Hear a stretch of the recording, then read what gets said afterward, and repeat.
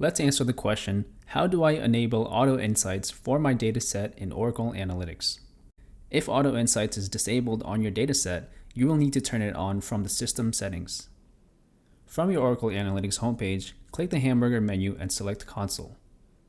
Scroll down to Configuration and Administration and then select System Settings.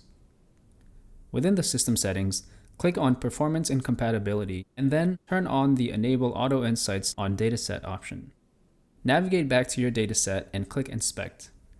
The Enable Insights option should now be available. Go ahead and check this box. Let's verify that Auto Insights works now. Click on your dataset to create a workbook and then click the light bulb icon on the top right.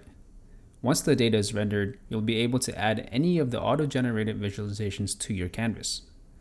If the performance overhead is too great, you might want to turn off Auto Insights for a dataset.